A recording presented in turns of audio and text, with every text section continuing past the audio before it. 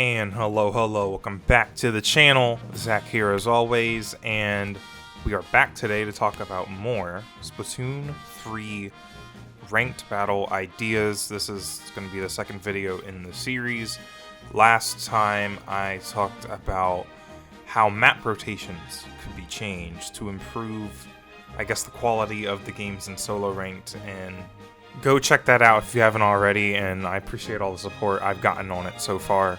But today, I mentioned something in that video about how I don't think players should be picking their weapons before they queue up for a game. This was in response to, I suggested we have more than 2 maps in a quote-unquote rotation, and obviously if there's 4 maps, how are you supposed to pick a weapon that would work on all 4 of the maps? Like, sometimes I play NZAP, for example, but on some longer range maps, I like to bring out like Mini or 96 because it's just easier to deal with in solo.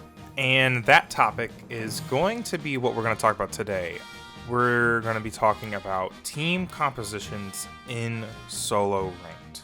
In this series, we're looking at ideas for Splatoon 3, and in Splatoon 2, especially if you're X-Rank, you will know that matchmaking is probably the weakest part of the solo ranked experience. You get games with huge skill gaps, and this is kind of caused by the game not being very strict about when it gathers 8 players for a lobby, it's not very strict about the skill range. Now, that is a topic for another video, but today I wanted to kind of explore the idea of how we can improve a part of the matchmaking. Because if you look at Splatoon 2 right now, the game has to consider your skill level, number 1, and then number 2, what weapon you are queuing up to play with. You select your weapon and then you go into solo rank. Now, Splatoon 2 primarily uses range values. Each weapon has a specific range value that relates to its actual range in the game. Splatoon 2 primarily uses that value to balance teams to make sure each team's average is as close as you can get. It will prioritize balancing the weapons of the players instead of balancing the skill level of the players. Now, beyond just the wacky team comps that can come out of the game just accidentally having 5 backlines in the same lobby, which, yes, happens. It does happen. There's also the issue of you will get matches where all of the good players are on one team just because of the weapons, just because of how the weapon balancing worked out for that match, and it'll just create very unfun one-sided matches. In my opinion, you cannot let matchmaking try to matchmake both the skill and the weapons, right? Like, you can't, it just can't do both. There's no way it can do both, or it's gonna have to give, right? Both are gonna suffer, and honestly, in this game, both are suffering. My solution to this is having a screen where you and your solo teammates have like 30 to 60 seconds to pick your weapon. You can pick just like in private battles and league battles, the screen is already in Splatoon 2. I think it needs to come to solo ranked. This won't fix the skill matchmaking, right? Like, the skill range, that's a whole nother issue, but it would let the game completely just focus on making sure that the skill range in the lobby is as tight as possible. Or rather, not the skill range of the 8 players, but the skill difference between the 2 teams.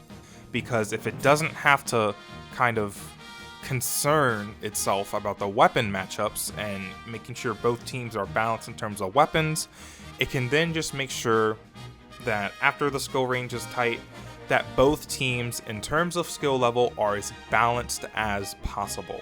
Even when you matchmake and try to balance the teams with the weapon ranges, you still get a lot of teams with either a bunch of supportive weapons that can't slay very good, or again, you'll get a lot of backline weapons, or you will get weapons that can't paint at all, like a bunch of blasters. It's a very common thing, and a bad team comp can create a one-sided match in favor of the other team.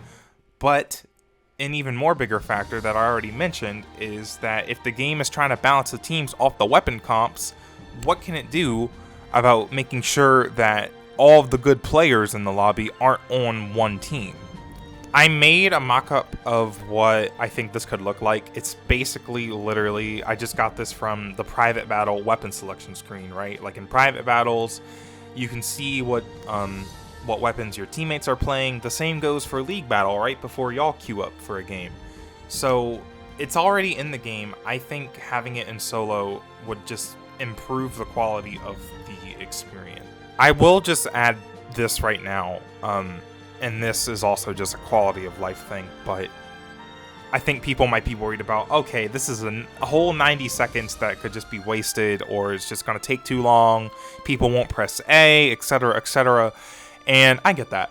However, one thing that would just be a quality of life fix is for you to be able to save your weapons with your kind of gear set, so you don't have to select all 4 pieces of the weapon and then your 3 pieces of gear every time you just want to use that. You should be able to save it without amiibo. Even if we don't do this team comp thing, we should just have that in the game anyways. It's quality of life. But back to the point, it would then mean that you could make this screen 30 seconds, right? You don't have to make this, 90 seconds. I think 60 seconds would be a good balance and be okay. I think a good thing to make this work even better is to have, maybe you can show your 3 favorite weapons next to your names, so you can kind of communicate to your teammates what you want to play and what you're good with. I meant to edit in those little silver and bronze medals that you get next to your weapon when you get turf inked on it. That would also be a good idea, so then people can see, okay, he's played a lot of Inzap, he knows what he's doing, yeah, he should definitely play Inzap, right? Those weapons could either be, I don't think they should be your 3 most played weapons, because if you want to practice a specific weapon class, then you should be able to just select those and to communicate with your team. Yeah, I'm trying to play these weapons, I'm getting pretty good with them. Another example is kind of and I do this in pickup scrims now, I'm an Inzap main, I'm the armor bot, right? Haha, funny. And if there's another Zap player on my team, because there's a lot of Zap players in the server I'm in, I will just play K-Shot or Mini, a missile weapon. And I could see myself doing that in solo. It will get me to play different weapons instead of just grinding Inzap in solo all the time. I think at worst, this doesn't really do harm, because I think an argument against this is that people could get stubborn and be on the screen no, I'm playing Tenatech and whatever. Especially if 2 backline players get in the same team, right? And they're both oh, I want to play sniper and I want to play sniper or jet squelcher or whatever. And obviously we don't have voice chat, but I'm just saying it's both of them are not selecting off that weapon. There could be issues, and that could be a genuine issue, right? But that's still gonna happen now. With how the system is now, that happens, and it happens even worse. You can get 2 backlines, and the other team can get 1 backline, and it's just you're at a major disadvantage. That will still happen anyways. At least now, if you really want to, you have the chance to avoid it. So someone might suggest, to avoid that issue, you would have kind of role queues like Overwatch, and I think not only does Overwatch just have issues with that, but I think Splatoon's just not that kind of game. The roles in this game are so fluid and undefined. The only definitions that are given to what a role a weapon plays are given to by the player base. Chara made a really good video about this concept, about how fluid weapon roles are, so go check that out instead of me rambling about it. I think this at least removes the issue of blaming your losses on, oh, I had a bad team comp, and that can still happen, right? You can only control 25% of your team comp, but at least it's if you really wanted to, you can avoid having too much of X weapon if you are one of those weapons, right? I thought that maybe the game could kind of have little warnings, kind of similar to what Overwatch used to do before role queues, where the game could warn you if you have very short range, or there's no lethal bombs on your team. But again, that also just goes back to like Splatoon's roles and meta being it's very fluid for the player. So it's like, what if the meta is short range? What if the meta involves you need a lot of range? So, you know, how do you actually define that, right? So I think that would just also be something kind of hard to work at.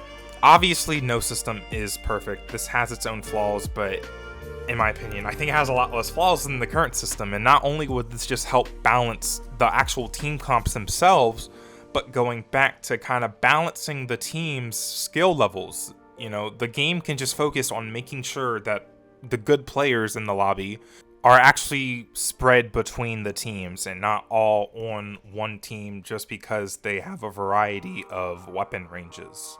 I feel very strongly about this idea. I've wanted this in the game for a long time just because it would improve just some of the team matchmaking in the game. It's hard right now, and I realized a long time ago there's just no way for the game to do both weapon and skill matchmaking. So I think this is the best, and again, at its worst, I think it's still a better system than what we have now. Let me know what you guys think below. This is all in the spirit of, you know, this is a magical time, right? We know Splatoon 3 is coming, but we don't know exactly how it's going to be. Speculation is at an all-time high. I love making these kinds of videos of my ideas. I've had them in my head for a while.